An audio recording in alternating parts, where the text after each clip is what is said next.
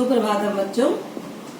कल हमने पढ़ा था पहले वीडियो में कि अलंकार के भेद, दो भेद होते हैं, शब्दालंकार और अर्थालंकार। तो शब्दालंकार के भेद हम पहले वीडियो में पढ़ चुके हैं। आज हम पढ़ेंगे अर्थालंकार के भेद। वैसे तो बच्चों अर्थालंकार के बहुत सारे भेद होते हैं, लेकिन आपके कोर्स में 5 अलंकार हैं, उसके भेद मैं बता रही हूँ। और जो ज्यादा है वो आपके काव्य सौंदर्य में काम आएंगे, उनको मैं बताऊंगी ओरल, वो आप नोट कर लेना। अर्थालंकार में पहला अलंकार होता है उपमा अलंकार।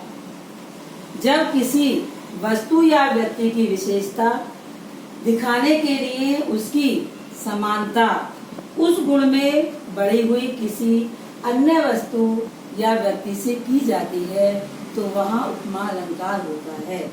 सीधी सी बात है, किसी प्रसिद्ध वस्तु या व्यक्ति की समानता किसी प्रसिद्ध वस्तु या व्यक्ति से की जाए तो वहाँ उपमा अलंकार होता है। उदाहरण के लिए सीता का मुख चंद्रमा के समान सुंदर है, तो यहाँ सीता के मुख की समानता किससे की गई है? चंद्रमा से की गई है, तो इसलिए यहाँ उपमा अलंकार है। इसके लिए बच्चों हमें उपमा के 4 अंग होते हैं, इनको जानना बहुत जरूरी है, क्योंकि जब तक हम इन 4 को नहीं जानेंगे तो उपमा और उपमेय से, उपमान से और उपमेय से आगे वाले अलंकार भी संबंधित है। तो उपमा अलंकार के 4 अंग हैं। उपमेय, उपमेय जिस व्यक्ति या वस्तु की समानता की जाए तो वहाँ उसे हम उपमेय कहते हैं, वहाँ उपमेय का प्रयोग होता है। अब जैसे मैंने आपका उदाहरण लिखा है, सीता का मुख चंद्रमा के समान सुंदर है, तो यहाँ सीता क्या हुई? सीता यहाँ उपमेय हुई। अब उपमान जिस वस्तु, प्रसिद्ध वस्तु या व्यक्ति से उपमेय की समानता की जाए तो वहाँ उसे क्या कहेंगे? उपमान। तो यहाँ सीता के मुख की समानता किससे की गई है? चंद्रमा से, क्योंकि चंद्रमा भी सुंदरता के लिए प्रसिद्ध है और सीता भी सुंदरता के लिए प्रसिद्ध है, तो यहाँ चंद्रमा क्या हुआ? उपमान। अब इसके साथ तीसरा है समान धर्म। उपमेय और उपमान में जो गुण समान पाया जाए, जो गुण उपमेय में भी हो उपमान में भी हो, तो वो क्या होता है? समान धर्म। और वह गुण यहाँ पर क्या है? सुंदर। सुंदर कौन है? चंद्रमा भी है और सीता का मुख भी है, तो यहाँ सुंदर क्या हो गया? समान धर्म हो गया। चौथा है वाचक शब्द, जिस शब्द विशेष से उपमा का बोध हो, जैसे के समान। बच्चों इसकी शॉर्ट टिप है कि इसमें सा सी से समान सदस्य जरूर आता है, सरिस जरूर आता है, हर पंक्ति में आएगा जहाँ उपमा अलंकार होता है। तो यहाँ के समान, जो के समान है, ये हमारा क्या हुआ? वाचक शब्द। सीता क्या हुई? उपमेय, चंद्रमा क्या हुआ? उपमान, और सुंदर क्या हुआ? समान धर्म, और वाचक शब्द हो गया हमारा के समान। इस प्रकार उपमा अलंकार पूरा होता है। उपमा अलंकार में इन 4 अंगों का ध्यान रखना बहुत जरूरी है। अगला अलंकार है रूपक अलंकार। जहाँ उपमेय पर उपमान का आरोप कर दिया जाए, उपमेय और उपमान को एक मान लिया जाए, वहाँ क्या होता है? हमारा रूपक अलंकार होता है। इसकी भी पहचान है बच्चों कि इसमें 2 शब्दों के बीच ये योजक चिन्ह जरूर होता है। जलता है जीवन पतंग, जीवन क्या है? यहाँ पर उपमेय है, पतंग क्या है? उपमान है। तो रूपक अलंकार जैसे चरण कमल बंदौ हरिराई, चरण कमल, तो यहाँ चरण कमल में क्या है? रूपक अलंकार। मैया मैं तो चंद्र खिलौना ले हूँ, चंद्र खिलौना, इसमें क्या है? रूपक अलंकार। तो इस प्रकार रूपक अलंकार में उपमेय और उपमान का ध्यान रखा जाता है। उत्प्रेक्षा अलंकार भी से संबंधित है, जहाँ उपमेय में उपमान की संभावना की जाए कि ऐसा होगा, मानो, तो वहाँ हमारा उपमेय, वहाँ हमारा उत्प्रेक्षा अलंकार होता है। इसमें भी हमें क्या ध्यान रखना है? इसकी पहचान है मनु, मानो, मनहु, जनु, जानो, जनहु जरूर होता है।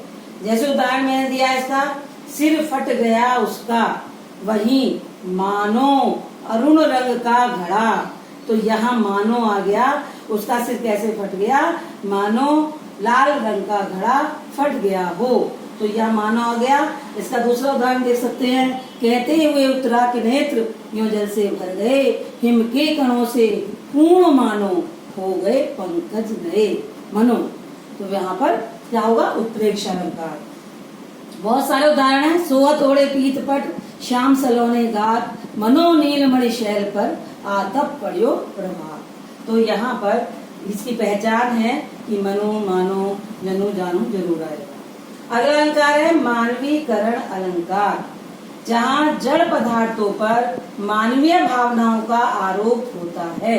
अर्थात जो हमारी जड़ पदार्थ हैं, जो हमारे प्राकृतिक उपादान हैं, उनको हम सचेतन दिखाते हैं, तो वहाँ हमारा मानवीकरण अलंकार होता है। उदाहरण है, मेघ आए बड़े बंठन के संवर के।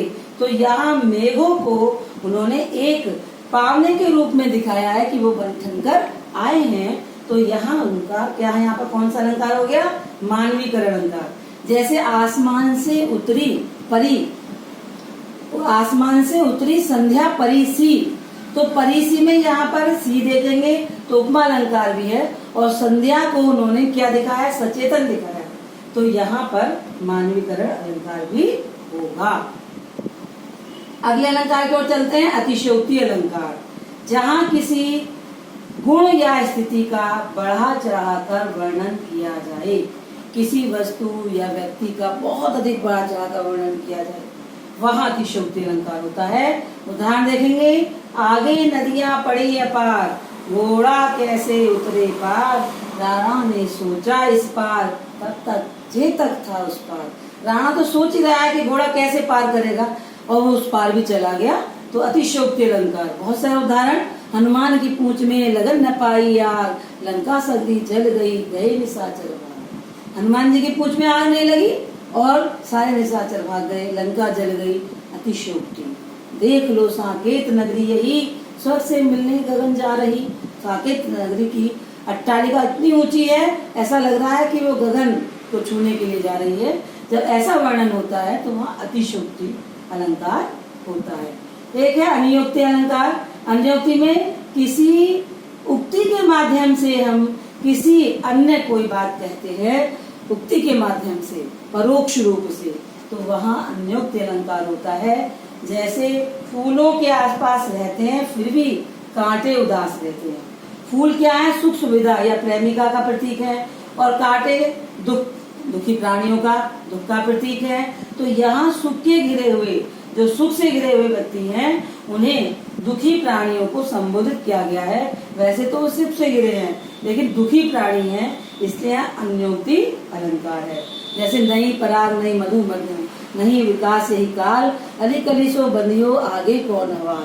अनियोक्ति अलंकार का उदाहरण है। ये सारे अलंकार हमारे कोर्स में हैं। इसके अलावा जैसे हमने अभी शब्दालंकार में आपको 3 भेद बताए, लेकिन शब्दालंकार के वास्तव में 5 भेद होते हैं। उसमें वक्रोक्ति अलंकार और पुनरुक्ति प्रकाश अलंकार भी होता है, वो हमें काव्य सौंदर्य में जरूर आते हैं।